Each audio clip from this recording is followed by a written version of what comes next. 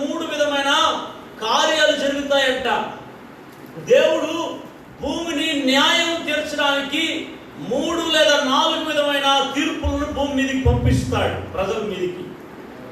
దీంట్లో మనము 2 దినవృత్తాంతంలో 7వ అధ్యాయం 13వ వచనంలో 3 విధమైన కార్యాలని వాటిలో మనం చూస్తా ఉన్నాం. ఒకటి, వాన కురియకుండా నేను ఆకాశాన్ని మూసేస్తా. అది కరువు. వర్షం లేకుండా ఆయన మూసేస్తే ఎవడు తెరవలేడు. అప్పుడు తర్వాత దేశాన్ని నాశనం చేయుటకు మిడతలకు సెలవిచ్చినప్పుడు గాని, నా జనుల మీదికి తెగుళ్ళు రప్పించినప్పుడే గాని. హల్లెలూయా. 3 విషయాలు గమనించండి. ఇక్కడ 3 చదువుతున్నా.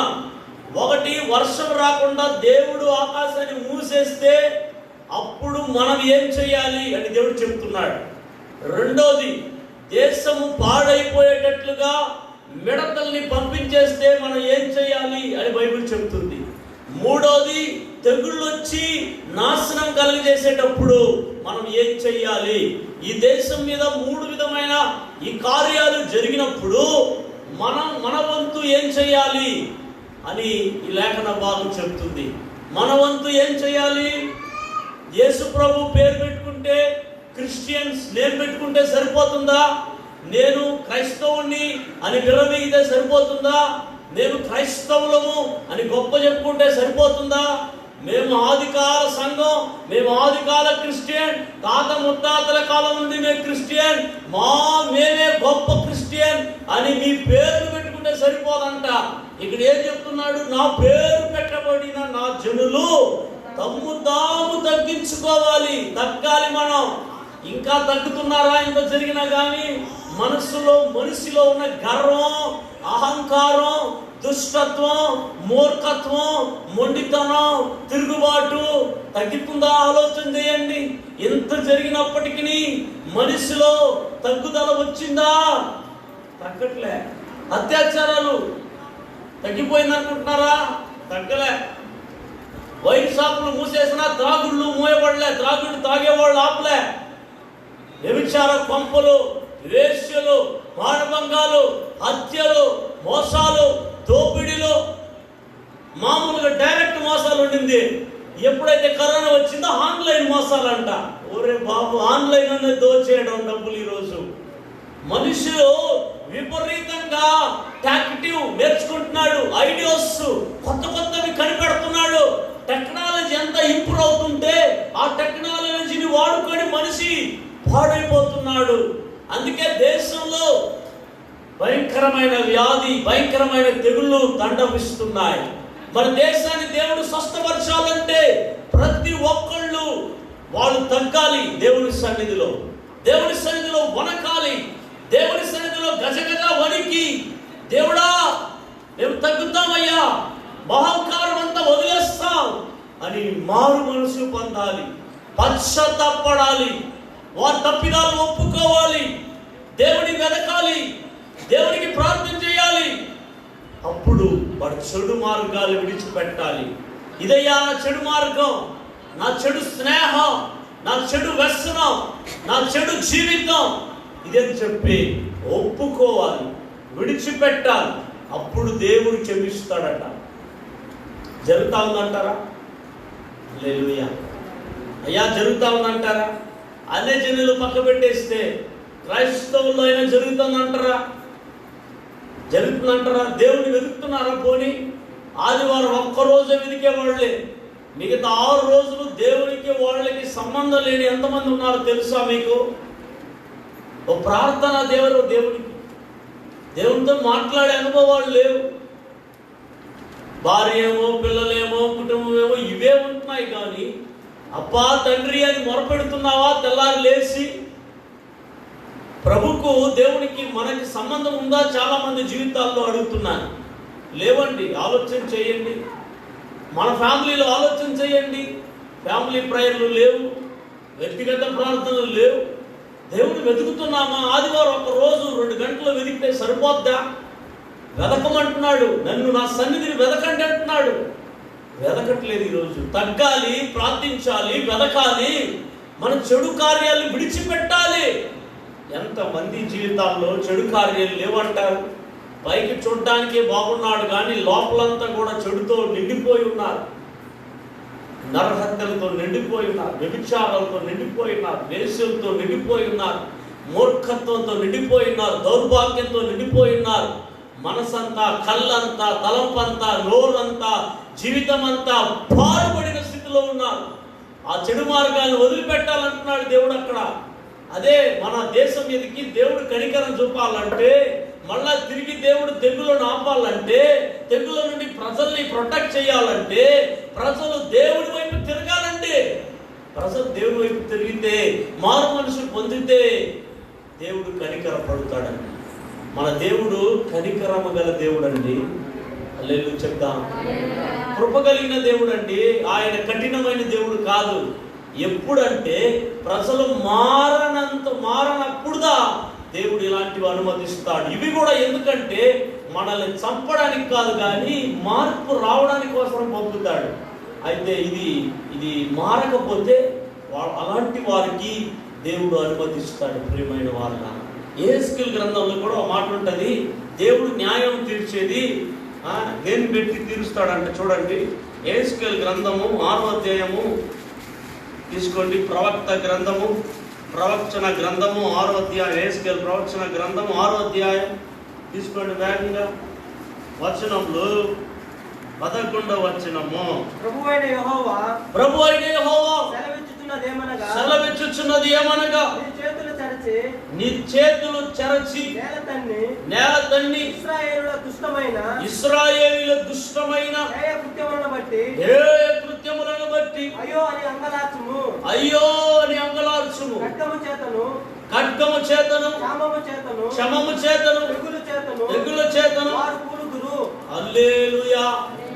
అంటే కామన్ గా ఓల్డ్ టెస్టమెంట్ అయినా న్యూ టెస్టమెంట్ అయినా దేశం మీద దేవుడు తన ఉగ్రతను, తన కోపాన్ని, తన క్రోధాన్ని ఎలా కుమ్మరిస్తాడంటే 4 విధాలుగా కుమ్మరిస్తాడండి. నేను చెప్పినప్పుడే 2 దినవృత్తాంతంలో ఏమో మనం చదివాము 7వ అధ్యాయం 13వ వచనంలో. ఇక్కడ మనం చదువుతున్నాం ఖడ్గం అనేది ఒకటి యాడ్ అయింది. చూడండి, హల్లెలూయా. ఏమది? మొదటిది ఖడ్గము చేతను క్షమము అంటే కరువు. హల్లెలూయా చెప్తాం. రెండవది, మూడవది అర్థమైందా? ఇప్పుడు దీన్ని కంపేర్ చేసినప్పుడు 4 విషయాలు మనకు కనబడుతుంది. ఒకటి, వర్షం పడకుండా ఆకాశాన్ని మోయడం, అది క్షమమే, కరువే. దేశాన్ని పాడు చేసేదానికి 4 వాటిని దేవుడు వాడుతాడు. దాంట్లో మొదటిది కరువు, వర్షం రాకుండా ఆపేసే కరువు ఒకటి. దానిదా ఇక్కడ చదివితే క్షమం అని ఉంది. క్షమం. హల్లెలూయా. క్షేమం అనగా సమృద్ధి. క్షేమము వేరు, క్షమము వేరు. హల్లెలూయా చెప్దాం. క్షమం అనగా కరువు. హల్లెలూయా. మొదటిది కరువు, రెండవది తెగుళ్ళు, మూడవది ఖడ్గం, 4వది మిడతలు. హల్లెలూయా చెప్దాం. ఈ 4 వాటిని బైబిల్ అంతా ఆది కాండం నుండి ప్రకటన గ్రంథం వరకు మీరు చదివి చూస్తే దేవుని న్యాయ తీర్పు, దేవుని ఉగ్రత, దేవుని క్రోధము, దేవుడు కుమ్మరించేది ఈ 4 విధమైన వాటిని పెట్టే కుమ్మరిస్తాడు బైబిల్ అంతా మీరు చదివితే. హల్లెలూయా. అప్పుడల్లా మనం ఏమనుకోవాలి? కరువు వచ్చింది అనుకుంటే మనము ఏం కరువు? కొన్నిసార్లు మన ఇంటికే కరువు వస్తుంది. ఎంత సంపాదించినా ఉండదు, ఎంత సంపాదించినా మనకు దొరకదు, నిలవదు. మన కుటుంబంలో ఎప్పుడు ఇబ్బంది, కష్టమే. అది కూడా కరువు. ఆ కరువు వచ్చినప్పుడు వాళ్ళు ఏం చేయాలి? తగ్గించుకొని ప్రార్థన చేసి వాళ్ళు వెదికి చెడు మార్గాలు విడిచి దేవుడి వైపు తిరిగితే దేవుడు ఆ కరువును తొలగిస్తాడు. కొన్నిసార్లు తెగుళ్ళు వస్తుంటాయి, కొన్నిసార్లు ఆ కుటుంబంలో పోరాటాలు వస్తుంటాయి. వీటిని కూడా మార్చాలంటే నా ద్వారా కాదు కానీ దేవుని వలన సాధ్యమవుతుంది. దేవుడు మార్చాలంటే మీరు మొదటగా మారాలి. హల్లెలూయా చెప్పాలి గట్టిగా. ఈ 4 కార్యాలు గుర్తుపెట్టుకోండి. ఎవరికైనా చెప్పండి, ఐదవులకు కానీ బయట ఉండే వాళ్ళకి చెప్పండి. దేవుని కోపం వచ్చినప్పుడు ఈ 4 విధముగా దేశాన్ని దండిస్తాడు. ప్రజల మీదకి దేవుడు తన ఉగ్రతను కుమ్మరిస్తాడు. ఇప్పుడు కుమ్మరించబడుతున్న ఉగ్రత కరువు అనే ఉగ్రత కాదు, ఖడ్గం అనే ఉగ్రత కాదు, మిడతలనే ఉగ్రత కాదు, క్షమం అనే ఉగ్రత కాదు. ఇప్పుడు కుమ్మరించబడుతున్న ఉగ్రత తెగుళ్ళు. చెప్పండి, ఏం ఉగ్రత దేశం మీద ఉంది ఇప్పుడు? తెగుళ్ళు అనే ఉగ్రత. తెగుళ్ళు వైరస్, అర్థమైందా? దానికి కరోనా వైరస్ అని పేరు పెట్టారు. ఈ తెగుళ్ళ వలన దేశము పాడైపోయింది, ప్రపంచాలు పాడైపోయింది. ఇప్పుడు ఏం చేయాలి ప్రపంచాలంటే? ఏం చేయాలి? నాయకులు మొదలుకొని, ప్రధానులు మొదలుకొని, ఎమ్మెల్యేలు మొదలుకొని, ఎంపీలు మొదలుకొని ప్రతి వాళ్ళు కానీ దేవుని సన్నిధిలో కూర్చొని వారి పాపాలు ఒప్పుకొని వారిని వారు తగ్గించుకొని యేసు ప్రభు పేరట ప్రార్థన చేస్తే దేశపు స్థితిని మరలా మంచి క్షేమ స్థితికి తీసుకొని రావచ్చు. దేవుడు తీసుకుని వస్తాడు. ఈ మాట సొలొమోనుతో దేవుడు ఆ రోజు మాట్లాడతాడు. సొలొమోను రాజుతో ప్రత్యక్షమై మాట్లాడతాడు. సొలొమోను, మీ ప్రజలు చెడిపోతే, నన్ను విసర్జించి పాడైపోతే, నన్ను వెతకకపోతే నేను 3 విధమైన కార్యాలు చేస్తానప్పా. అప్పుడు మళ్ళా వాళ్ళకి క్షేమ స్థితిని, మళ్ళా వాళ్ళకి మంచి స్థితిని తీసుకొని రావాలంటే వాళ్ళు నా వైపు తిరగాలని దేవుడు చెప్పాడు. ఈరోజు ఎంతోమంది చెడుతనాన్ని వదిలిపెట్టారండి. ఎంతోమంది ఈరోజు చెడును చేస్తున్నారు, చెడులోనే జీవిస్తూ ఉన్నారు, చెడులోనే బ్రతుకుతూ ఉన్నారు.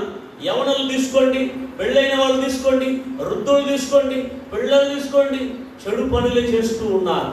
చెడును వదిలిపెట్టాలి, వదిలిపెట్టడం లేదు.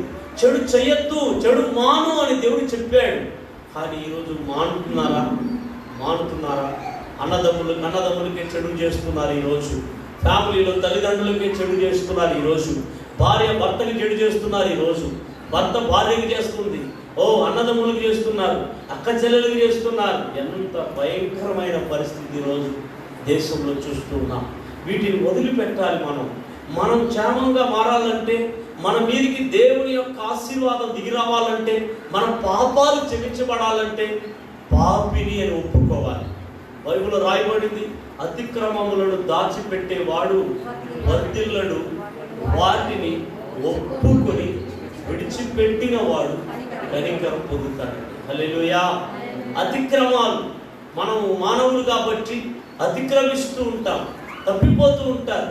అప్పుడు తప్పిపోయిన వాటిని సమర్థించుకోకుండా, తప్పు చేయలేదు అని చెప్పకుండా, తప్పు చేయలేదని వాదించకుండా, తప్పు చేయలేదు అని మిమ్మల్ని మీరు సమర్థించుకోకుండా, తప్పు చేశాను, తప్పు అయిపోయింది అని ఒప్పుకొని విడిచిపెడితే వాళ్ళ మీదకి దేవుని కనికరం వస్తుందండి.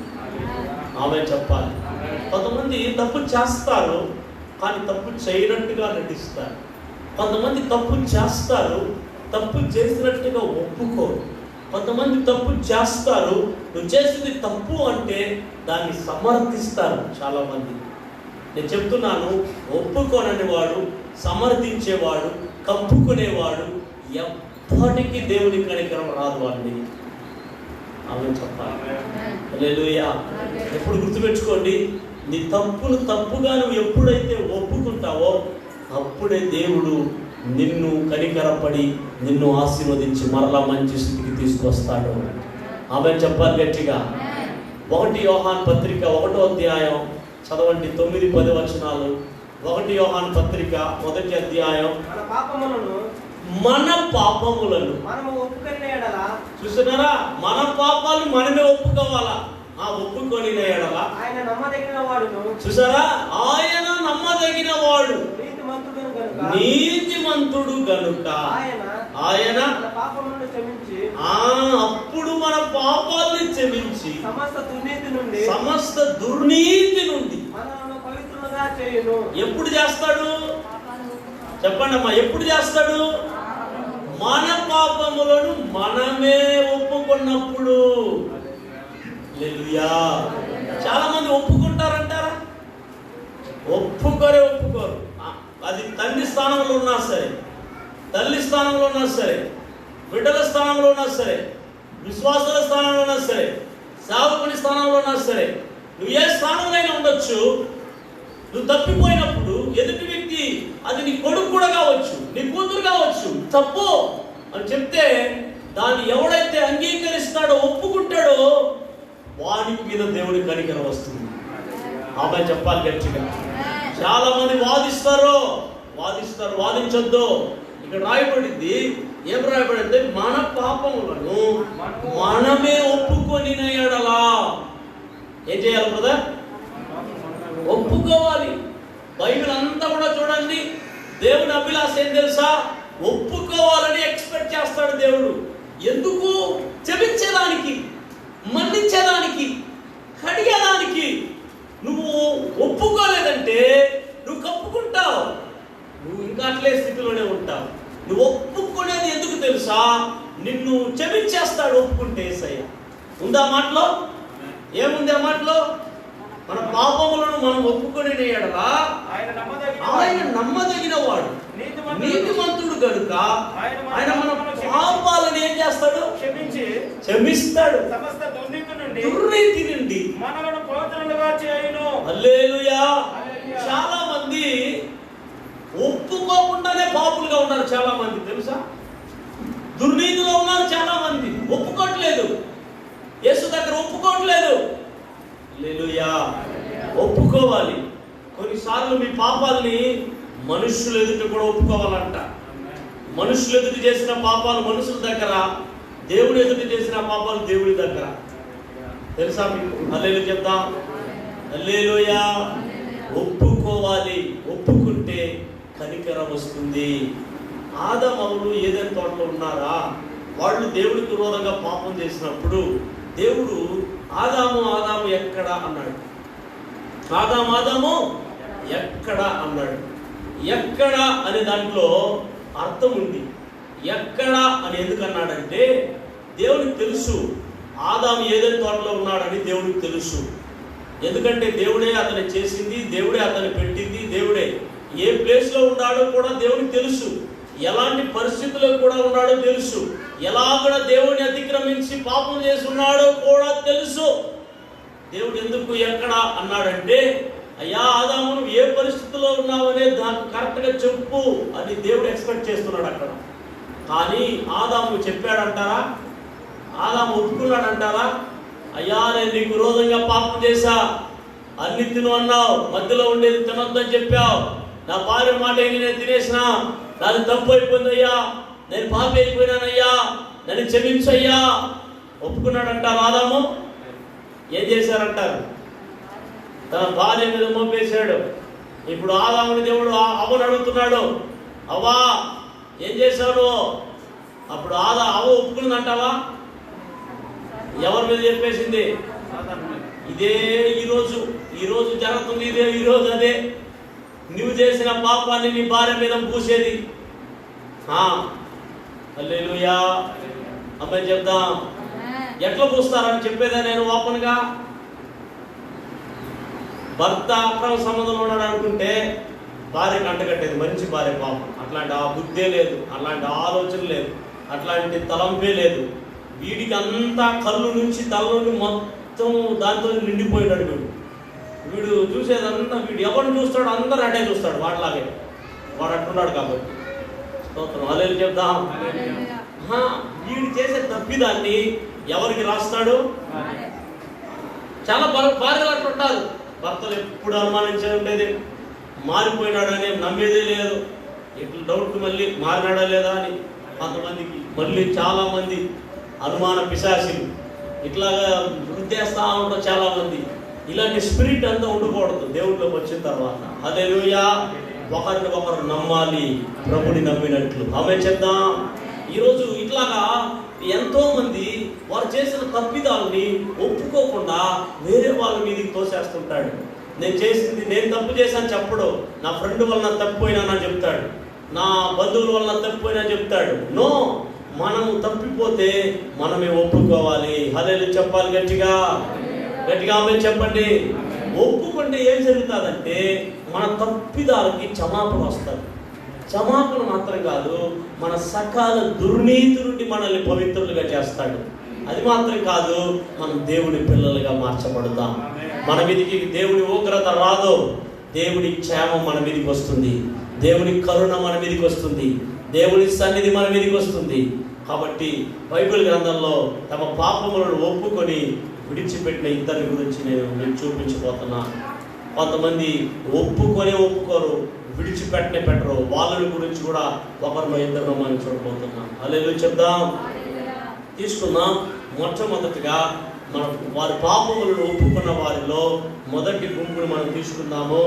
నెహెమ్యా గ్రంథం 9వ అధ్యాయము చదవండి, 2వ వచనం 3వ వచనం. నెహెమ్యా గ్రంథం 9వ అధ్యాయం 2వ వచనం 3వ వచనం.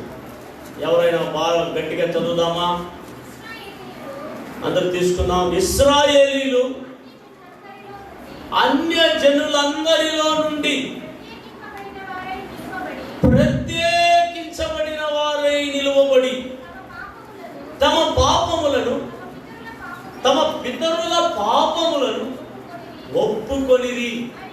మరియు వారు ఒక జాము సేపు తాముండిన చోటనే నిలువబడి తమ దేవుడైన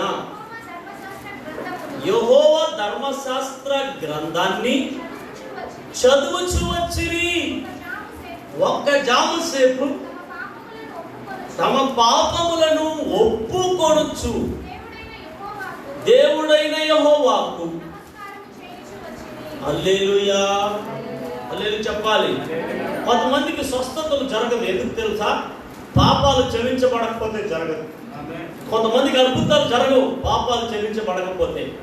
కొంతమందికి ఆశించిన ప్రార్థనలు వినబడవు. ఎందుకంటే పాపాలు క్షమించబడకపోతే. హల్లెలూయా. ఈ పాపం అనేది అన్నిటికీ అడ్డుపడుతుందండి, గుర్తుపెట్టుకోవాలి. సైతాన్ మీద మోపొద్దు, సెకండరీ వాడు. ఫస్ట్ నువ్వు చేసే పాపాలే నీకు అడ్డుపడుతుంది. నువ్వు చేసే కార్యాలు చేయడానికి అడ్డుపడేది, నీ సమాధానానికి అడ్డుపడేది, నీ సంతోషానికి అడ్డుపడేది, నీ నెమ్మదికి అడ్డుపడేది పాపమే. ఆ పాపాన్ని పట్టించుకో. మనల్ని శోధించం, మన మార్గాల్ని పరీక్షించం, మన తలపుల్ని ఆలోచన చేయం. నేను ఇంట్లోనే కదా ఉన్నాను, బయటికి ఆడుకోవడం పాపం లేదనుకుంటారు చాలా మంది. నేను సినిమాలు చూడను, తాగను కదా, నేను పాపం లేదనుకుంటారు చాలా మంది. అసలు పాపం అంటే ఏం తెలుసా? ఆజ్ఞ అతిక్రమమే పాపం. పాపం అంటే ఏం తెలుసా? రెండవ అబ్రివేషన్, విశ్వాసం కానిది ఏదో అది పాపం. పాపం అంటే ఏమో తెలుసా? మూడవ అబ్రివేషన్, సకల దుర్నీతి పాపం.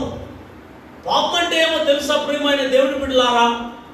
మొట్టమొదటిది విశ్వాసం కానిది పాపం, ఆజ్ఞ అతిక్రమమే పాపం. మూడవది సకల దుర్నీతి పాపం. హల్లెలూయా చెప్దాం. ఇవన్నీ మన జీవితాల్లో ఉన్నప్పుడు అది పాపం. మీ లోపల దుర్నీతి ఉన్నప్పుడు, విశ్వాసం కానిది పనులు చేసినప్పుడు పాపమే. ఏం చేసినా విశ్వాసంతో చేయాలి, నమ్మకంతో చేయాలి, దృఢ నిశ్చయంతో చేయాలి. అది పాపం కాదు. నువ్వు సందేహంగా అవుతుందో అవుతుందో, వస్తుందో రాదో, జరుగుతుందో జరగదో, సందేహంతో అపనమ్మకంతో నువ్వు ఏ పని చేసినా అది నీకు పాపం అవుతుంది. దుర్నీతి, నీతి లేకుండా చేసేది ఏదైనా నీకు పాపం అవుతుంది. ఆజ్ఞ అతిక్రమం, దేవుని ఆజ్ఞ ప్రకారం, చిత్త ప్రకారం చేయకుండా ఉండేది పాపం అయిపోతుంది. హల్లెలూయా ఆమేన్ చెప్దాం. కాబట్టి ప్రియమైన వారలారా, ఈ పాపమును ఏం చేయాలంటే ఎక్కువగా పేరు చేసుకుంటా పోకుండా అప్పటికప్పుడే డిలీట్ చేసేయాలి. ఇప్పుడు మొబైల్ ఫోన్లో చూడండి, స్టోరేజ్ ఫుల్ అయిపోతే ఏం చేయాలి? దాన్ని ఏం చేయాలమ్మా? తీసేయాలి, డిలీట్ చేసేయాలి. లేదంటే స్టోర్ అవుతుందా? కాదు. అట్లాగే స్టోర్ చేయకూడదు, అన్నిటినీ రిమూవ్ చేస్తుండాలి. ఎవ్రీడే శుద్ధి చేస్తుండాలి. పెద్ద మూట అయిపోకూడదు, ఈ లోపల దుర్నీతి ఉండకూడదు. అందుకని ఎవ్రీడే ప్రభు పాదాల దగ్గరికి వెళ్ళి దేవా దేవా ఒప్పుకోవాలి. నీ అవిధేయతను ఏమో ఒప్పుకోవాలి, నీ బలహీనతను ఒప్పుకోవాలి. దేవా ఫలానా ఫలానా పాపము నన్ను వెంటాడుతూ ఉంది, ఫలానా పాపము నన్ను శోధిస్తూ ఉంది, నేను ఎంత కంట్రోల్ చేసినా నా వల్ల కుదరట్లేదు, వాటిని ఓవర్కమ్ చేసే శక్తి నాకు లేదు. నాకు శక్తినివ్వండి ప్రభువా, నేను ఓవర్కమ్ చేసే బలం నాకు ఇవ్వండి ప్రభువా, అట్టి కృప నాకు దయచేయండి. ఈ త్రాగుడిని మానాలనుకుంటాను, చర్చిలో ఉండేంత వరకు తాకుండా ఉంటాను, ఒక రోజు 2 రోజులు బాగుంటాను, ఫ్రెండ్స్ ఫంక్షన్స్ అది వచ్చేస్తే తాగేదానికి వెళ్ళిపోతున్నా. ప్రభువా నేను పాపిగా ఉన్నాను తండ్రి, నన్ను మన్నించండి. ఎప్పుడైనా నీవు మారు మనసు పొందాలి, దాన్ని విడవాలని ఫస్ట్ నువ్వు కోరిక అభిలాష కలిగి ఉంటే, రెండవది ఏం చేస్తావంటే దాన్ని ఒప్పుకొని విడిచిపెట్టడానికి ప్రయత్నం చేస్తావు. ఇక్కడ ఇశ్రాయేలీయుల పరిస్థితి చూసారా? వాళ్ళంట ఒప్పుకున్నారంట వాళ్ళ పాపాలని, వాళ్ళ పితరుల పాపాలని ఒప్పుకున్నారంట అండి. ఈ నెహెమ్యా కాలంలో ఏం జరిగింది తెలుసా? నెహెమ్యా కాలంలో యెరూషలేముకు చుట్టూ ఉన్న ప్రాకారాలన్నీ కూలిపోయింది. ఆ ప్రాకారాలని కట్టేదానికి 52 దినాల్లో నెహెమ్యా నాయకుడు వహించి, నెహెమ్యా వచ్చి ప్రాకారాలను కట్టి ప్రజలకి బోధించాలన్న ఉద్దేశం కలిగి శాస్త్రి అయిన ఎజ్రాను తీసుకొచ్చి 7 దినాలు ప్రసంగం చేస్తాడు. 7 రోజులు. చెప్పండి, ఎన్ని రోజులు? 7 days. యూదులకి 7 పండుగలు ఉంటాయి. యూదులకి 7 పండుగలు. ఆ 7 పండుగల్లో చిట్ట చివరి పండుగ కూడారాల పండుగ, లేదంటే పర్ణశాలల పండుగ అంటారు. అది 7 రోజులు జరుగుతుంది ఆ పండుగ. 7 రోజుల్లో ధర్మశాస్త్రాన్ని బోధిస్తారు వాళ్ళు. బైబిల్ గ్రంథం టీచింగ్స్ ఉంటాయి. ఇశ్రాయేలుకు కూడా ఎజ్రా వాళ్ళకి బోధిస్తుంటే వాళ్ళంతా కూడా ఏడ్చారంట. వాళ్ళంతా కూడా వాళ్ళ పాపాలు గుర్తు తెచ్చుకొని ఒప్పుకొని ఏడ్చి ప్రార్థన చేశారంట. అది మాత్రం కాదు, అక్కడ మనం చూస్తున్నాం, ఒక్క జాము సేపు ధర్మశాస్త్రాన్ని నిలుచుండి చదివారంట. ఒక్క జాము సేపు వాళ్ళు వారి పాపాలని ఒప్పుకున్నారంట. మనం ఒప్పుకునే ప్రార్థన చేస్తామా? ఒక్క జాము సేపు. ఒక జాము అంటే 3 గంటల్ని ఒక జాము అంటారు. ఆమె చెప్పండి, ఎన్ని గంటలు? 3 గంటల్ని ఒక జాము అంటారు. అంటే ఒక జాము సేపు అంటే 3 గంటల సేపు నిలబడి ధర్మశాస్త్రాన్ని చదివారంట. ఒక జాము సేపు వాళ్ళు ఏం చేశారంటమ్మా? పాపములను ఒప్పుకున్నారంటమ్మా. హల్లెలూయా. మనము ఆరాధన చేసేది 2.5 గంటలే. అది కూడా దాంట్లో 1/4 గంటే వాక్యం. దానికే తహతహలాడిపోతాం మనం. దానికే ఈ 1/4 గంట ఏ ఒక్క మాట కూడా అట్ట ఇట్ట వదలకుండా వినేవాళ్ళు ఎంతమంది ఉన్నారు? వినేవాళ్ళు లేరు. నిద్రపోయేవాళ్ళు, మొబైల్ ఆటలాడేవాళ్ళు, ఎక్కడెక్కడో ఆలోచన చేసేవాళ్ళు, వాక్యం మీద కాన్సన్ట్రేషన్ లేదు. అయితే ఇక్కడ చూడండి, ఒక జాము సేపు నిలిచిండి ధర్మశాస్త్రం చదివారట. వాళ్ళు ఒప్పుకున్నారట. దేవుడి కనికరం వాళ్ళ మీదకి వచ్చింది.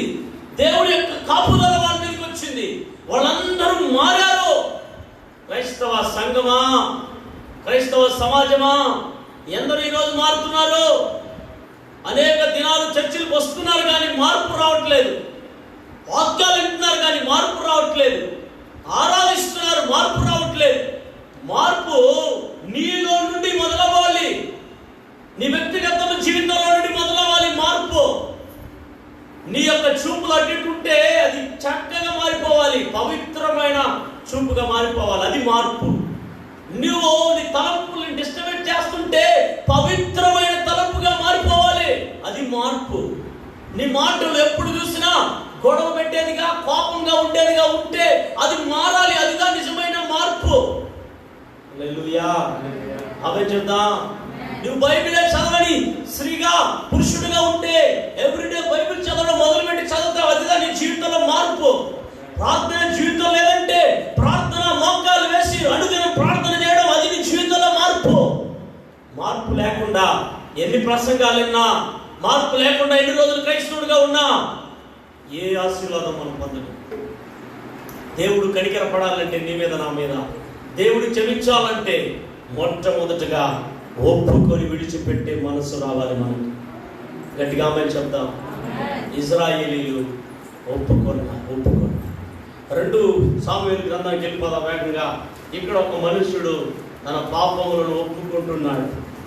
ఒప్పుకున్న వెంటనే దేవుడు కనికరపడుతున్నాడు.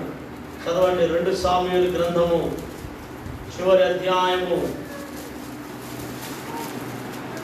2 సాముయేలు గ్రంథము 24వ అధ్యాయము వచనములు 17వ వచనం. 17వ వచనం తీసుకొని చదవండి. దావీదు జనులను నాశనము చేసిన దూతను కనుగొని యెహోవాకు ఇలాగ ప్రార్థన చేశాడు. చిత్తగించుము, ఒప్పుకుంటున్నాడు చూడండి. అట్లా డాష్ గా ఒప్పుకోవాలి. పాపం చేసిన వాడను నేనే, దుర్మార్గముగా ప్రవర్తించిన వాడను నేనే, దుర్మార్గముగా ప్రవర్తించిన వాడు నేనే.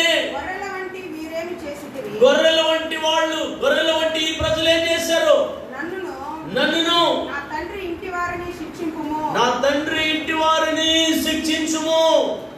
25వ వచనంలో అక్కడ దావీదు యెహోవా నామమున ఒక బలిపీఠాన్ని కట్టి దహన బలులను సమాధాన బలులను అర్పించి యెహోవా దేశము కొరకు చేయబడిన విజ్ఞాపనలను ఆలకింపగా ఆ తెగుళ్ళు ఆగి ఇశ్రాయేలీయులను విడిచిపోయెను. చప్పట్లు కొట్టి దేవునికి మహిమ చెప్దాం.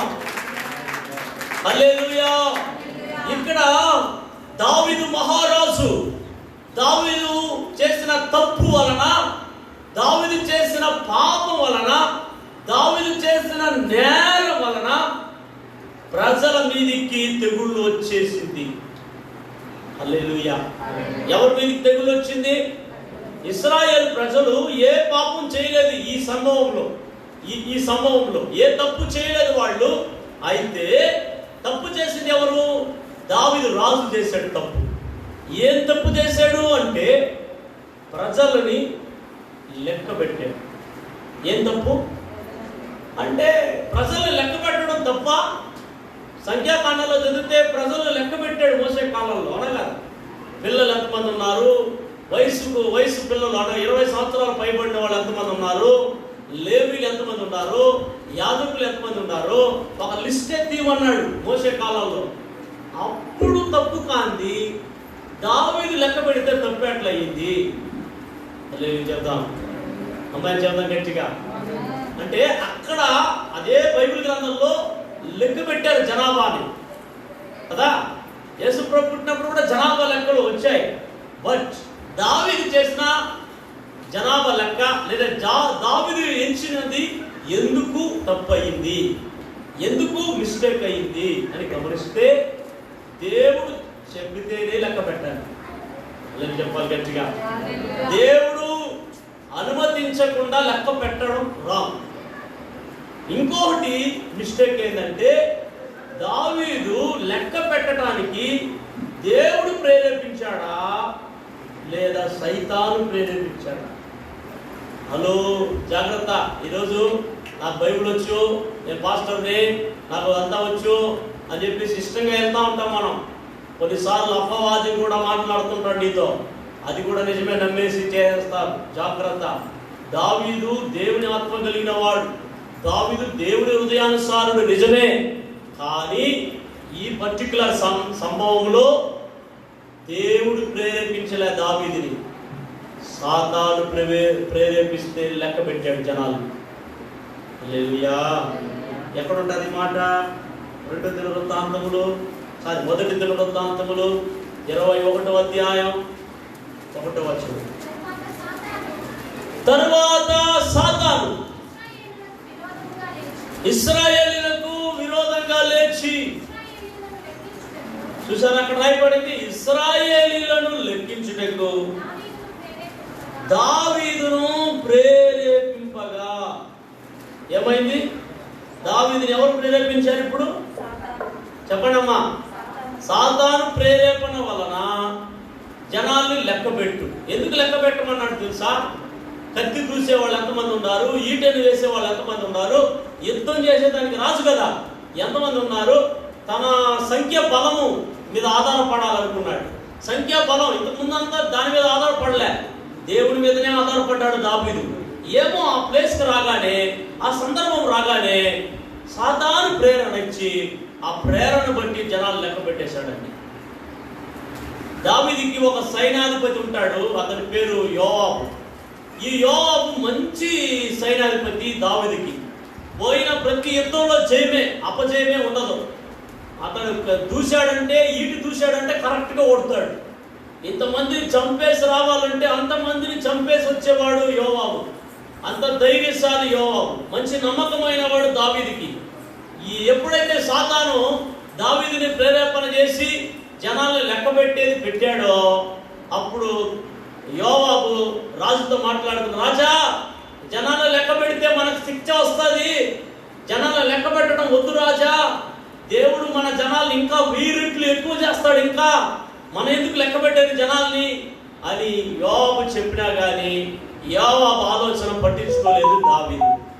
నేనే రాజు, నువ్వా రాజు, నేను చెప్పింది చేయి. మనం కూడా కొన్నిసార్లు అట్లా చెప్తా ఉంటాం, జాగ్రత్త. హల్లెలూయా. నేను జూనియర్, నేను సీనియర్, నువ్వు జూనియర్, నేను చెప్పినట్టు చెయ్యి. సీనియర్ లేదు, జూనియర్ లేదు, జాగ్రత్త. హల్లెలూయా చెప్తాం. ముందా వెనక కాదు, జాగ్రత్త. అది దేవుని ఆత్మ ప్రేరణ వల్ల వచ్చిందా లేదా సాతాను ఆత్మ వల్ల ప్రేరణ వచ్చిందా, అది పసిగట్టాలి. నువ్వు సీనియర్ అయినా ఉండు, జూనియర్ అయినా ఉండు, నువ్వు పాత విశ్వాసైనా కొత్త విశ్వాసైనా ఉండు, బైబిల్ తెలిసిన విశ్వాసైనా తెలియని విశ్వాసైనా ఉండు, దేవుడు నడుపుదలనా సాతాను నడుపుదలనా గుర్తించాలి. చాలా మంది గుర్తించరు, గుడ్డిగా దూరేసుకుంటారు, అందుకే ఎరకాటంలో పడేస్తారు. ఇక్కడ దావీదుని ప్రేరేపించిన సైతాను. మళ్ళీ యోవాబు ద్వారా దేవుని ప్రేరేపణ వస్తుంది, వద్దు చేయొద్దు అంటే యోవాబు మాట దావీదు వినలే. అందువలన ఏమైంది, జనాలు లెక్క పెట్టాడు. వెంటనే దేవుడు మాట్లాడుతున్నాడు ప్రవక్త ద్వారా. 3 విధమైన ఆప్షన్స్ ముందు పెట్టి నిలబడుతున్నాడు. మొదటి ఆప్షన్స్, 7 సంవత్సరాలు కరువు కావాలన్నా నీకు, నువ్వు చేసిన తప్పుకి. దావీదు దగ్గర, రాజు దగ్గర పోయి, లేదు 3 నెలలు శత్రువుల ముందర నిలబడకుండా పోవాలి, నువ్వు పారిపోతావు, అది కావాలన్నా, లేదా 3 రోజులు తెగుళ్ళు కావాలన్నా. ఏ రాజైనా కోరుకుంటాడా ఈ 3 కావాలని? అన్ని కష్టమే. 7 సంవత్సరాల కరువు చాలా ఇబ్బంది, ఎంతమంది చచ్చిపోతారో. 3 మాసాలు శత్రువుల దగ్గర నిలబడకుండా పారిపోవాలి, ఎంతమంది కూలిపోతారో. 3 రోజులు తెగుళ్ళు. చూడండి, హలో బ్రదర్స్, నువ్వు నేను తప్పిదాలు చేసినప్పుడు ఇలాంటి ఆప్షన్స్ వచ్చి నిలబడతాయి మన ముందర. ఏది కోరుకున్నా దాంట్లో ప్రాబ్లమే, ఏది కోరుకున్నా ప్రాబ్లమే. నువ్వు అడగకపోయినా ఆప్షన్స్ వచ్చి నిలబడతాయి. ఏ ఆప్షన్స్ నువ్వు కోరుకున్నా అది కఠినమైన ఆప్షన్స్గా ఉంటాయి, జాగ్రత్త. వెంటనే ఏమి తోచలేదు దావీదుకి, మౌనంగా ఉండిపోయాడు. అప్పుడు 3వ ఆప్షన్, 3 దినాల తెగుళ్ళు మొదలుపెట్టాయి. హల్లెలూయా. ఎన్ని దినాల తెగుళ్ళు? 3 దినాల తెగుళ్ళు. 70,000 మంది దాకా చచ్చిపోయినారంట తెగుళ్ళు వలన. అప్పుడు పశ్చాత్తాపడుతున్నాడు, అప్పుడు రొమ్ము కొట్టుకుంటున్నాడు, అప్పుడు ఏడుస్తున్నాడు దావీదు. అప్పుడు చేసిన ప్రార్థన దాది, అయ్యా నేను చేసిన పాపం, నేను చేసిన దుర్మార్గం, ఈ ప్రజలు గొర్రెల్లాంటి ప్రజలు ఏం చేయలేదు ప్రభువా, నన్ను చంపు, నా కుటుంబాన్ని చంపు, ఈ ప్రజలు ఏం చేయొద్దు, శిక్షించద్దు, చంపద్దు అని పశ్చాత్తాపడుతున్నాడు. పాపాలు ఒప్పుకుంటున్నాడు. ఇలాంటి హృదయం నీకుందా? ఇలాంటి గుండె నీకుందా? ఇలాంటి మనసు నీకుందా? ఇలా ఎప్పుడైనా ఒప్పుకున్నావా? చాలా మంది ఎందుకు ఒప్పుకోరంటే వాడు చేస్తూనే ఉంటాడు నిరభ్యంతరంగా, అందుకని ఒప్పుకోడు. చాలా మంది దాన్ని విడవాలని ఆసక్తి ఉండదు, అందుకు ఒప్పుకోరు. చూడండి, దావీదు అంతటి గొప్ప మహారాజే తాను చేసిన తప్పిదానికి శిక్ష కలిగింది, తెగుళ్ళు వచ్చింది, ఇజ్రాయేల్లో 70,000 మంది చచ్చిపోతుంటే ఏడ్చి దేవుని సన్నిధిలో ఒప్పుకున్నాడు. అప్పుడు ఆ ప్రవక్త చెప్తున్నాడు, పలానా స్థలాన్ని కొనిపోయి ఆ స్థలాన్ని కొని ఆ స్థలంలో ఒక బలిపీఠం కట్టు, అక్కడ దేవుడికి నువ్వు విజ్ఞాపన చేయి, పూర్తిగా దేశాన్ని వదిలి తెగుళ్ళు వెళ్ళిపోతాయి అన్నాడు. వెంటనే ప్రార్థన ఒప్పక చేస్తున్నాడు. ఆ ప్రవక్త చెప్పినట్లుగా ఒక పొలాన్ని కొన్నాడు, అక్కడ ఒక బలిపీఠం కట్టాడు, బలును అర్పించాడు. వెంటనే దేవునికి ప్రార్థన చేశాడు, ఇశ్రాయేలును విడిచి తెగుళ్ళు పారిపోయింది. ఈరోజు మన దేశాన్ని విడిచి తెగుళ్ళు పారిపోవాలంటే మొట్టమొదటగా బలులు అర్పించేది కాదు, మొట్టమొదటగా ప్రార్థన చేసేది కాదు, మొట్టమొదటగా గుళ్ళు గోపురాలకు వెళ్ళి పూజలు పునస్కారాలు చేసేది కాదు. మొట్టమొదటగా ప్రతి వ్యక్తిలో ఉన్న పాపపు స్వభావం, పాపపు కార్యం, చెడు కార్యాలు, చెడు వ్యసనాలు, చెడు మాటలు, చెడు క్రియలు ఏమున్నాయో అవన్నీ కూడా కప్పుకోకుండా నిరభ్యంతరంగా దావీదు వలె ఒప్పుకొని విడిచిపెట్టాలి. ఆమేన్ చెప్పరా? హల్లెలూయా. ఎవరైతే విడిచిపెడతారో వాళ్ళ మీదికి దేవుని కనికరం వస్తుంది. ఎవరైతే ఒప్పుకుంటారో వాళ్ళ దేశాన్ని కూడా దేవుడు క్షేమస్థితిని తీసుకొస్తాడు. ఇప్పుడు చేయాల్సిన ప్రార్థనలు ఏమి తెలుసా? అది ఇది కాదు. దేవా నన్ను సరిచేయి, నన్ను సరిచేయి, నా మనసును సరిచేయి, నా హృదయాన్ని సరిచేయి, నా మాటలను సరిచేయి, నా క్రియలను సరిచేయి. నీకు ప్రియమైన మాటలు నా జీవితంలో లేదు, ప్రియమైన జీవితం నాకు లేదు ప్రభువా, ప్రియుడిగా మార్చు. నీ తప్పిదాన్ని ఒప్పుకోవడమే. ఒప్పుకొని మీరు విడిచిపెట్టడం మొదలు పెడితే దేవుడు క్షమించడం మొదలు పెడతాడు. దేవుడు దేశాన్ని స్వస్థపరుస్తాడు. 2 సంభవాలను నీకు చూపెట్టా. మొదటి సంభవం, ఇశ్రాయేలు తమ పాపములను ఒప్పుకున్నారు, దేవుడు కనికరపడ్డారు. దావీదు తన పాపములను ఒప్పుకున్నాడు, విడిచిపెట్టాడు, దేవుడు కనికరపడ్డాడు. ఇంకా ఎగ్జాంపుల్ చాలా చెప్పుకుంటా వెళ్ళచ్చు. నినివే పట్టణం దుర్మార్గంగా జీవించిన పట్టణం నాశనం చేయాలనుకున్నప్పుడు ఆ పట్టణస్థులు యోనా ప్రకటన విని, ప్రసంగాన్ని విని, రాజు మొదలుకొని దరిద్రుల వరకు, పనివాళ్ళ వరకు, పరదేశుల వరకు అందరూ తమ పాపాన్ని ఒప్పుకున్నారు. చచ్చిపోతామని భయపడి, దేవుడు నాశనం చేస్తాడని భయపడి. నీకు రాలేదా ఇంకా భయం? ఈ కరోనా బాడీ కూడా ఇవ్వకుండా పాతేస్తున్నారే, ఇంత ప్రబలి, ఇంత మరణాలు భయంకరంగా తాండవిస్తుంటే ఇప్పటికైనా మారు మనసు లేదా నీకు? ఇప్పటికైనా మీరు అదే స్థితిలో ఉన్నారా? ప్రియ సహోదరి, ప్రియ సహోదరుడా, ప్రియ క్రైస్తవుడా, అదే స్థితిలో ఉంటే బహు ఘోరం. మారు మనసు పొందితే దేవుడు అంత మంచివాడు ఇంకెవరు లేరు. హల్లెలూయా చెప్తాం గట్టిగా. ఆయన కనికరం గల దేవుడు బ్రదర్, ఆయన నీతిమంతుడు బ్రదర్. ఆయన కనికర పడతాడు, ఆయన క్షమిస్తాడు, నీకు క్షేమస్థితి తీసుకొస్తాడు. మీరు అదే పాపస్థితిలో ఉంటే, మీరు అదే ధోరణిలో మీరు వెళ్తుంటే మీ స్థితి మారదమ్మా, మారదు. ఎవరైనా ఏదైనా తప్పు అని ఎత్తి చెప్పినప్పుడు సమర్థించుకోవడం వదిలిపెట్టేది ఈ రోజు నుండి. అది ఒప్పుకోండి. తప్పు చేశానని ఒప్పుకోండి, అది ఎంతో మంచిది. మీరు తప్పు చేశానని ఒప్పుకుంటే నీ తల తీసేయరు, నువ్వు కప్పుకుంటేనే నీకు ఇంకా అవమానం జరుగుతుంది. అది మర్చిపోవద్దు. హల్లెలూయా. చాలా మంది దాన్ని సేఫ్గా ఫీల్ అవుతారు. నో, అది దాని నిజమైన లైఫ్. ఒప్పుకునేవాడికి అంత గొప్పవాడు ఎవరు లేదండి. హల్లెలూయా చెప్తాం. ఒప్పుకొని వదిలేయండి. చూడండి, ప్రభు దగ్గర అప్పగించండి, దేవుని కనికరం వస్తుంది. ఇద్దరిని మనం చూసాం, 2 సంభవాలు చూసాం. తమ పాపాలు ఒప్పుకున్నవారు. ఒప్పుకోనని వాళ్ళ పరిస్థితి ఏమవుతుందో ఒక సంభవాన్ని చూపిస్తా. కొంచెం భయం వేసే సంభవం ఇది, కాబట్టి భయపడద్దు, ధైర్యంగా ఉండండి. హల్లెలూయా చెప్దాం. చదవండి ప్రకటన గ్రంథం 3. లేదు చూడండి, చాలా మంది జీవితాలు అట్లే ఉన్నాయి. Old is old, old is old, old is gold కాదు, ఓల్డ్ ఈజ్ ఓల్డ్. చాలా మంది ఓల్డే, ఇంకా న్యూగా రాలే. సామెతలు ప్రకటన గ్రంథం 3వ అధ్యాయం 21వ వచనాన్ని మాత్రం చదవండి. 21. నేను జయించి 2:21, 3:21 కాదు, 2:21. అందరూ తీసుకోండి. ప్రకటన 2:21. మారు మనసు పొందుటకు నేను దానికి సమయం ఇచ్చిందిని గాని అది తన జారత్వాన్ని విడిచిపెట్టి మారు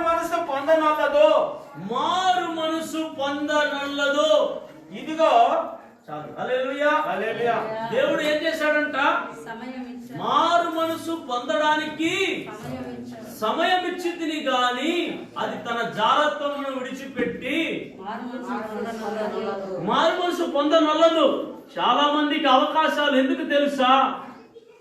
అయ్యా, నువ్వు త్రాగుబోతుగా ఉన్నావు, ఇంకా నీకు నాశనం రాలేదు. ఎందుకు తెలుసా? అవకాశం నీకు మారేదానికి, తాగేదానికి కాదు, మారేదానికి ఆ సమయం ఇచ్చి ఉన్నాడు నీకు. నువ్వు అదే శిక్ష విధిలో ఉన్నావు కదా, దేవుడు వద్దంటే. ఎందుకో నీవు అదే శిక్షా విధిలో ఉన్నా కూడా నేను కాపాడుతూ ఉన్నాడు. నువ్వు అనుకుంటున్నావు నేను పాపం చేసినా కూడా జమ్మను ఉండా, నేను మంచి తిండి తింటున్నా, మంచి బట్టలు ఉన్నాయి, నాకు మంచి ఇల్లు ఉంది, మంచి కారు ఉంది, మంచి వసతి ఉంది, నువ్వు అనుకుంటున్నావు చాలా. అది ఎందుకో తెలుసా? అట్లా అనుకునేదానికి కాదు, నీ తప్పును తెలుసుకొని మారేదానికి ఆ సమయం అది. హల్లెలూయా. చాలా మంది దానిని నెగిటివ్గా ఆలోచన చేస్తున్నారు. పాజిటివ్గా ఆలోచన చేయి. త్వరగా మారు మనసు పొందడానికి సమయం అది. నువ్వు ఇంకా తాగుతూ ఆడడానికి, ఇష్టం వచ్చినట్టుగా చేయడానికి కాదు. గుర్తుపెట్టుకో, మారు మనసు పొందడానికి సమయం ఇచ్చి కూడా మారు మనసు పొందకపోతే, తిరగకపోతే, ఇట్లాంటి తెగుళ్ళు, కరువులు, భూకంపాలు, విపత్కర పరిస్థితులు ఇవన్నీ ఎందుకో తెలుసా? నువ్వు అనుకుంటున్నావు ఎవడికో వస్తుంది నాకు రాలేదులే అనుకుంటున్నావు. ఎందుకు రాలేదు తెలుసా? నువ్వు ఒకవేళ నీకు వస్తే నువ్వు చచ్చిపోతే నరకానికి వెళ్తావు. అందుకు నీకు రాకుండా చేశాడు. అక్కడ అర్థమవుతుందా? నీకు ఎందుకు రాకుండా చేశాడు తెలుసు చెప్పనా? నువ్వేదో పరిశుద్ధుడిగా ఉన్నావని కాదు, నువ్వేదో వాడికి వచ్చిన వాడు దరిద్రుడు పాపి వాడికి వచ్చిందని కాదు. నీకెందుకు రాలేదు చెప్పనా? నీకు మారు మనసు పొందడానికి అవకాశం ఇవ్వడానికి. ఒక్క మాట చెబితే చాలు, వచ్చేస్తుంది. జాగ్రత్త. హల్లెలూయా. అమ్మా, నువ్వు నేను ఈరోజు చలించుకొని ఉన్నామంటే, బ్రతుకుతూ ఉన్నామంటే, ఉనికి కలిగి ఉన్నామంటే విర్రవేగడానికి కాదు, గుర్తుపెట్టుకోవాలి. మనము మన అహంభావాన్ని చూపించడానికి కాదు, నీవు నేను మారు మనసు పొందడానికి దేవుడు సమయం ఇస్తున్నాడు. మారుతున్నావా? ఫ్యామిలీ ప్రేయర్స్ ఏది? ఇంత కరోనా వస్తుంది కదా, ఫ్యామిలీ ప్రేయర్స్ ఏది చేస్తున్నారా? చెప్పండి, చేస్తున్నారా? వ్యక్తిగత ప్రార్థన ఏది చేస్తున్నారా? బైబిల్ పఠనం ఏది చదువుతున్నారా? ఇంత జరిగినప్పటికీ నువ్వు అనుకుంటున్నావు నాకు రాలే, నార్త్ ఇండియాలో వస్తుంది, ఢిల్లీలో వస్తుంది, మహారాష్ట్రలో వస్తుంది, ఎప్పుడు ఇక్కడికి వస్తుంది తెలియదు. జాగ్రత్త. మారు మనసు పొందేదానికి అవకాశం ఇది. హల్లెలూయా. ఒకవేళ పొంది ఉంటే ఆ మారు మనసులో నుండి మళ్ళీ లోకంలో పడిపోకుండా జాగ్రత్తగా ఉండండి. చాలా మంది మారు మనసు అంటే ఏమనుకుంటున్నారంటే ఏదో సండే వచ్చి కొంచెం ఆరాధన చేసిపోయేది, 6 రోజులు నా ఇష్టం. అది కాదు మారు మనసు. వన్స్ నువ్వు మారితే అదే మార్పుని చివరి వరకు జీవించడమే నిజమైన మారు మనసు. అల్లెలు చెప్పాలి. బైబిల్ క్లియర్ గా రాయబడింది, ఈ తరము వారికి, మూర్ఖమైన తరము వారికి వేరే ఉండి జీవించండి. హల్లెలూయా. ఈ తరంతో కలిసిపోయి జీవించద్దు, వేరే జీవించమని దేవుడు చెప్పాడు. సరే, ఈమె సందర్భం చెప్పి నేను ముగిస్తాను. కానీ ఈమెకి అవకాశం ఇచ్చాడంట దేవుడు, సమయం ఇచ్చాడంట దేవుడు, కానీ ఆ మారలేదంట. ఎవరానంటే యెజబేలు. చెప్పండి, ఏ బేలు? యెజబేలు అనే ఒక ఆమెను గురించి అక్కడ తుయాతైర సంఘానికి మాట్లాడుతున్నాడు. ఈమె తుయాతైర సంఘంలో యెజబేలు అనే ఆమె లేదు, నిజంగా లేదు. యెజబేలు యొక్క గుణాలు, యెజబేలు యొక్క యాక్టివిటీస్ ఈ సంఘంలో ఉన్న వాళ్ళకి ఉంది. సరే, ఎవరు యెజబేలు అని మనం చూస్తే ఒక రాజు భార్య యెజబేలు. చెప్పండి, ఎవరు భార్య? రాజు భార్య. ఆమె రాణి. రాజు అయితే ఆమె రాజుకు భార్య అయితే ఆమె ఏమవుతుంది? రాణి. అర్థమైందా? ఇశ్రాయేలీయులకు ఒక రాజు ఉన్నాడు. ఒక రాజు కాదు, 19 మంది రాజులు పాలన చేశారు ఇశ్రాయేలీయుల్ని. ఆ ఇశ్రాయేలీలో 19 మంది రాజుల్లో అహాబు అనే ఒక రాజు ఉండేవాడు. చెప్పండి, ఏం రాజు? అహాబు రాజు. ఆ రాజుకి భార్యదా ఈ యెజబేలు. హల్లెలూయా. ఈ 19 మంది రాజుల్లోనే చాలా మోసమైన వాడు, చాలా పాడు చేసిన వాడు, పాడైపోయింది ఇజ్రాయేల్ దేశమే, ఇజ్రాయేలీలే. ఎవరిని బట్టి అంటే రాజుని బట్టి. ఆ రాజు ఎవరిని బట్టి పాడైపోయినాడంటే భార్యను బట్టి. హల్లెలూయా చెప్దాం. యెజబేలు అంత చాడిస్ట్ భార్య చాలా మందిలో ఉందంట ఆ స్పిరిట్, ఆ గుణాలు. ఈరోజు అది తుయాతైర సంఘంలో కనిపెట్టాడు దేవుడు. అది ఈరోజు చాలా సంఘాలు ఉన్నాయంట యెజబేలు లాగా. యెజబేలు ఎంత దుర్మార్గురాలంటే హత్య కూడా చేసేదానికి వెనుకాడని దుర్మార్గురాలు. అర్థమైందా? హత్య చేసింది.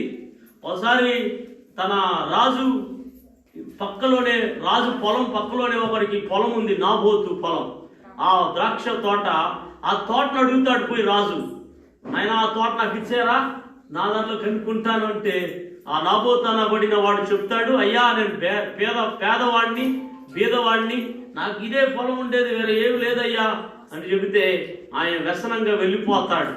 అప్పుడు వ్యసనంగా కూర్చుంటే తన భార్య వచ్చి అడుగుతుంది, రాజా ఏం వ్యసనంగా ఉండవు నువ్వు, పలానా పొలం అడిగినా ఆ పొలం వాడు నాకు ఇలా, ఓరే బాబు రాజుగా ఉండి దేశమే నీదిరా, ప్రజలంతా నీ వాళ్ళరా, ఏదల్లా నువ్వు పట్టుకోవచ్చు, దానికి ఎందుకు వ్యసనంగా కూర్చుంటున్నావు, ఆ పొలమే కదా నీకు కావాల్సింది అని చెప్పి ఆ నాబోతుని సాక్ష్యాలు పెట్టించి రాళ్లతో కొట్టించి చంపేసి ఆ పొలాన్ని తీసిచ్చింది భర్తకి. ఎంత దుర్మార్గురాలో మీకు తెలిసి ఉంటుంది ఇప్పుడు. అదే చెప్దాం. ఇశ్రాయేల్ దేశం అంతా విగ్రహాలతో నింపేసింది యెజబెల్దా. గుడ్లు గోపురాలు కట్టించేసింది యెజబెల్దా. ఎంత శాడిస్ట్ ఆలోచన చేయండి. ఇట్లాంటి భార్యలకు మాత్రమే మాట్లాడలేదు ఇది, భర్తలు కూడా అలాంటి గుణం కలిగిన భర్తలు ఉన్నారు. చర్చికి వస్తుంటారు, బాగుంటారు అన్నిట్లో, కానీ జాగ్రత్తం అనేది మాత్రం వాళ్ళలో పోయి ఉండదు. జాగ్రత్త తలంపులు, జాగ్రత్త మాటలు, జాగ్రత్త క్రియలు అవి ఎవరిలో ఉంటాయో, చర్చికి వచ్చి కూడా వాక్యాలు విని కూడా ఎవరిలో ఉంటుందో వాడికి యెజబెల్ ఆత్మ ఉందని అర్థం. విగ్రహాలు కల్పించిన వాటిని తినేది. ఇది రెండు నేర్పించింది యెజబెల్ గురించి. చదవండి ప్రకటన గ్రంథం 3వ అధ్యాయంలో 2వ అధ్యాయంలో ఆ మాట ఉంటుంది చూడండి. 20వ వచనం, అయినను నీ మీద తప్పు ఒకటి మోపవలసి ఉంది. ఏమంటే ప్రవక్త అని చెప్పుకొని, చూసారు అక్కడ రాయబడింది యెజబెలు స్త్రీని. ఆ యెజబెలుగా అక్కడ రాజు భార్య. ఆ యెజబెలు స్త్రీని ఉండనిచ్చుచున్నావు. అది కూడా అనుకుంటారు చాలా మంది. చాలా బోధించే సావుకులే జాగ్రత్తలో ఉంటారు. జాగ్రత్తం అంటే ఇల్లీగల్ కాంటాక్ట్స్, పాపం ఉండకూడదు. అలాంటి స్థితిలో ఉన్నారు చాలా మంది. ఈ కరోనా ఇప్పటికి వచ్చి కూడా మారు మనసు పొందేదానికి మనకు అవకాశాలు వచ్చి కూడా ఇంకా వదలకుండా ఉన్నారు పాపాలని. అలా వదలకపోతే వాళ్ళకి ఏమవుతుంది? ఆ స్థితిని చదివేసి ముగిద్దాం. తర్వాత 22, 23 వచనం చదివేసి మనం ముగించుకుందాం. ఇదిగో నేను దాన్ని ఏం పట్టిస్తాడంట?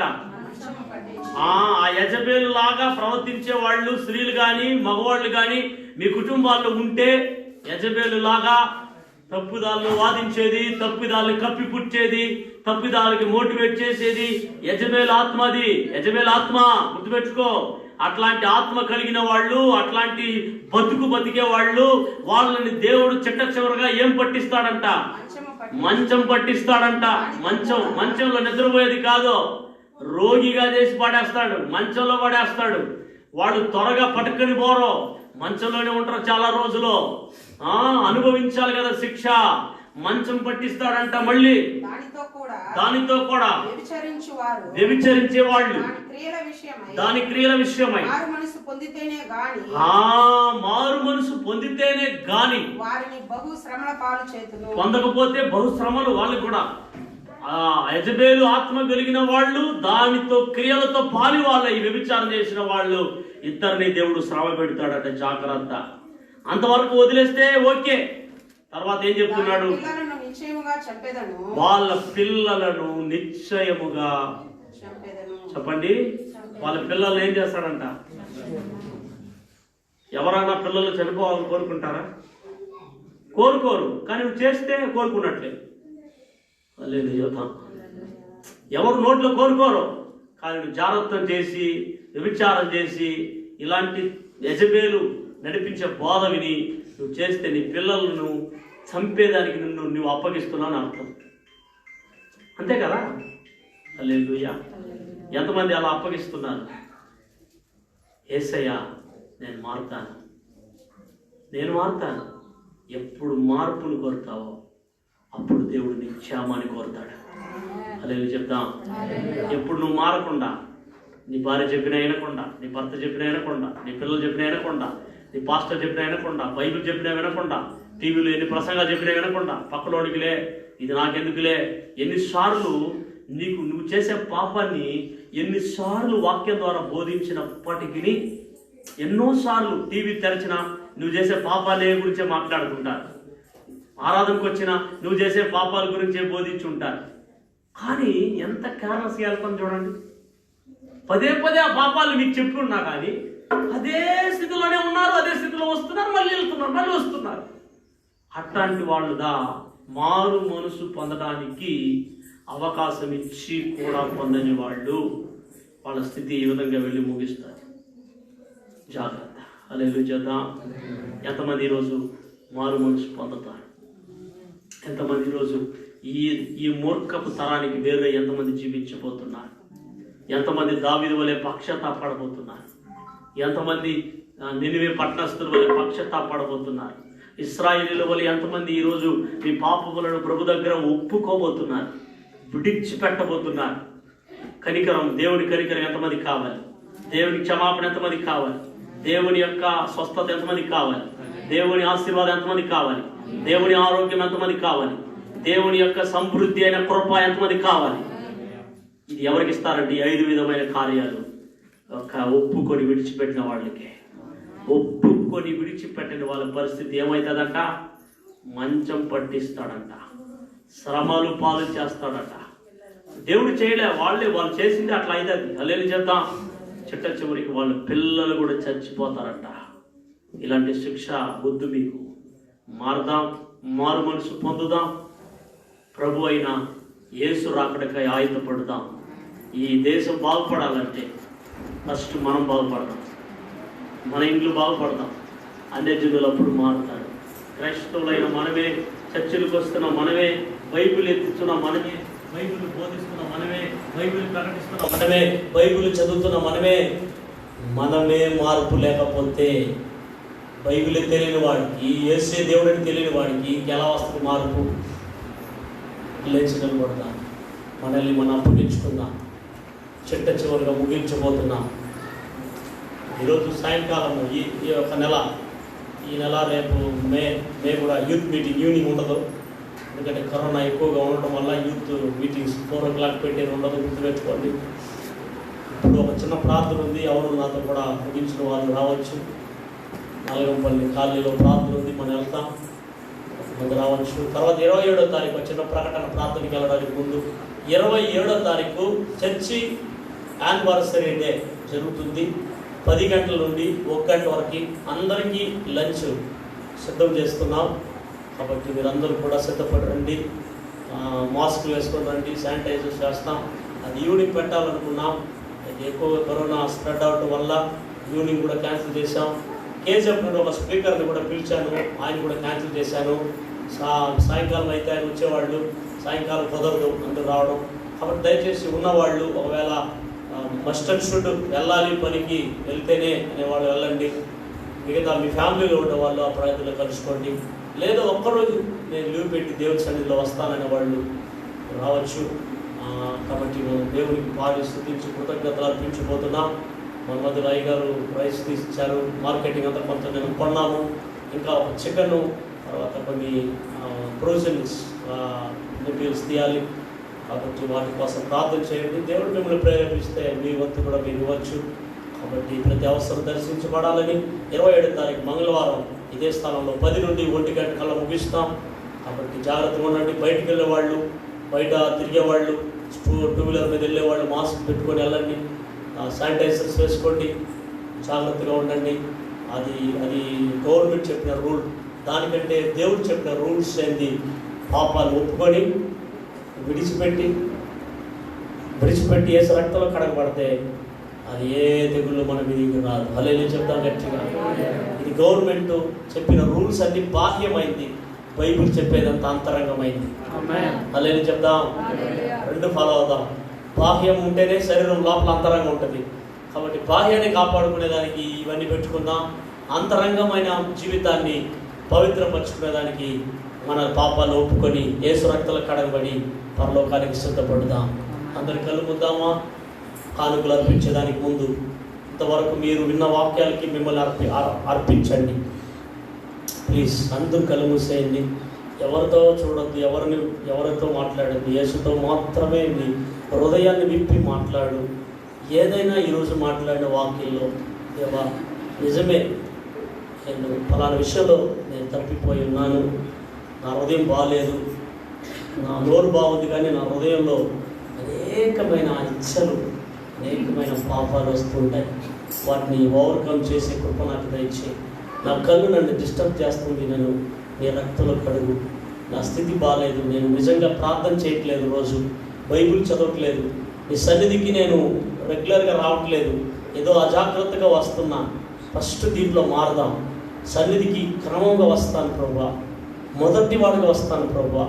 నాయన ఈ లోకంలో ఉన్నదంతా కూడా మాయ. ఒకరోజు వెళ్ళిపోతుంది. నువ్వేస్తరమైన వాడు ప్రభా.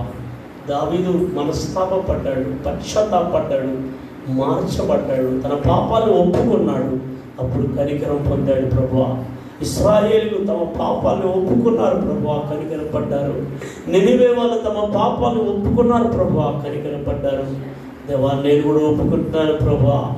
యెజబేలు ఆత్మ కలిగిన వాళ్ళు తుయాతైర సంఘాన్ని గురించి ఈరోజు మాట్లాడారు ప్రభువా. ఆ సంఘస్థులు విగ్రహాలకు బలించిన వాటిని తినటంలో ముందుంటారు, జాగ్రత్త చేయడంలో ముందుంటారు. అట్టి వారికి సమయం ఇచ్చినప్పటికీ మారు మనసు పొందలేదు. వాళ్ళని మంచం పట్టిస్తారు, వారి పిల్లల్ని చంపేస్తారు, వాళ్ళని శ్రమలు పాలు చేస్తారని చెప్పారు నాయన. అట్టి శ్రమలో మేము పాలు పొందకూడదు, అట్టి శ్రమ మాకు రాకూడదు ప్రభువా, అట్టి శ్రమలో మేము ఉండకూడదు ప్రభువా. ఎంతమంది ఈరోజు అప్పగిస్తారు? నీ తప్పిదాలు ఒప్పుకొని వదిలేయమ్మా. సహోదరుడా, ప్రియ తమ్ముడు, ప్రియ చెల్లి, వద్దు. ఆ పాపం నిన్ను దేవునికి దూరం చేస్తుంది. ఆ పాపము నువ్వు సక్సెస్ లైఫ్లోనికి వెళ్లకుండా నిన్ను అడ్డుకుంటుంది. నీ పాపమే. నువ్వు గొప్పవాడు అయి ఉండాలి ఇప్పటికే, నువ్వు ఉన్నత స్థితికి వచ్చి ఉండాలి ఇప్పటికే. నువ్వు ఏదో సాధించాలని ఆరాటపడుతున్నావు, ఏదో సాధించాలని ప్రయాసపడుతున్నావు. ఈ ప్రయాసలంతా కూడా సొమ్ము కాకుండా అది వ్యర్థమైపోతుంది. ఏదో తెలుసా? నీ దోషం, నీ అతిక్రమాలే, నీ పాపాలే. ఈరోజే దాన్ని ఏమో గుర్తుకు తెచ్చుకోవా? దాన్ని వదిలేసి ఒప్పుకో యేసు దగ్గర. నువ్వు ఒప్పుకుంటే ఆయన ఎంతో నమ్మదగిన వాడు కదా. నిన్ను ఒప్పుకోమనేది ఎందుకో తెలుసా? నిన్ను క్షమించేదానికి. నువ్వేమో భయపడుతున్నావు ఒప్పుకునేదానికి. ఒప్పుకో, ఒప్పుకో, ఇది నా పాపం అని చెప్పు. దాచకుండా. నువ్వు దాచినా కూడా ఆయనకు తెలుసు. ఆయన ఎక్స్పెక్ట్ చేసేది నువ్వు నీ నోటితో ఒప్పుకోవాలి, నువ్వు చేసిందని ఎదురు చూస్తున్నాడయ్యా. దాన్ని ఒప్పుకొని విడిచిపెడితే దేవుడు నిన్ను క్షమించి, నిన్ను, నీ ప్రార్థన విని, నిన్ను మాత్రం కాదు నీ కుటుంబాన్ని క్షేమంగా మారుస్తాడు. నీ దేశాన్ని, మన దేశాన్ని క్షేమంగా మారుస్తాడంట. ఎంత గొప్ప దేవుడు మన దేవుడు చూడండి. అప్పుడు మన తప్పిదాలే ఈ తెగుళ్ళకు కారణం, మన పాపాలే నాశనానికి కారణం, కష్టాలకు కారణం, కరువులకు కారణం, ఇబ్బందులకు కారణం, ఇరుకులకు కారణం, సమస్యలకు కారణం. యేసయ్యా, ఈ రోజు నేను మారుతాను. యేసయ్యా, ఈ రోజు నేను మారుతానైనా. యేసయ్యా, ఈరోజే నా జీవితాన్ని సమర్పిస్తున్నాను ప్రభువా. ఎందుకో నన్నింతగా నీవు ప్రేమించితివో దేవా, అందుగా నా దీన స్తుతి అప్పగిస్తున్నాను కొంతమంది.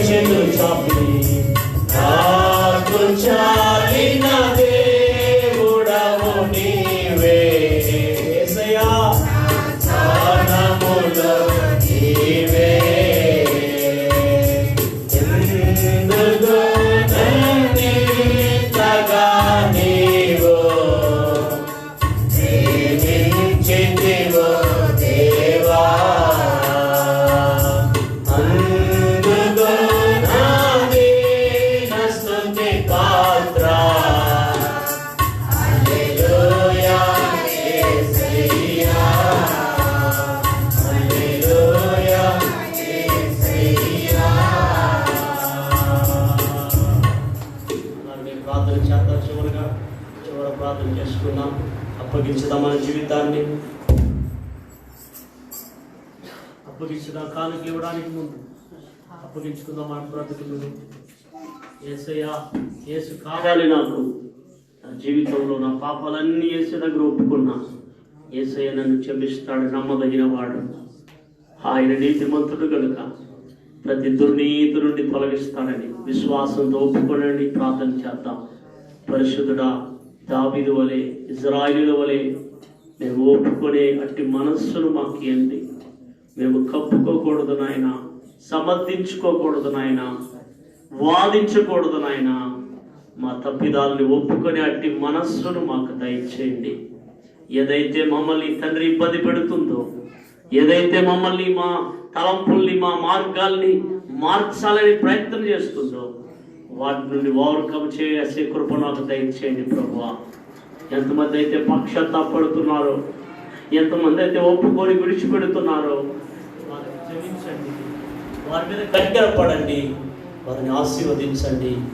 వారిని సకల దుర్నీతి నుండి పవిత్రులుగా చేయండి. వారిని మన్నించండి.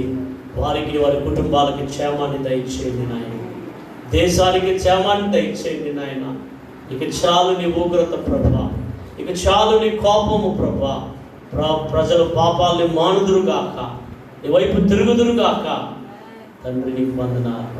ఈ మాటలు విని ప్రతి వారు అప్పగిస్తున్న ప్రతి వారిని మీరే మీ కర్మలకు అప్పగిస్తూ యేసయ్య పేరట ప్రార్థించి వేడుకొనుచున్నాము తండ్రి. ఈ పాట పాడుతున్న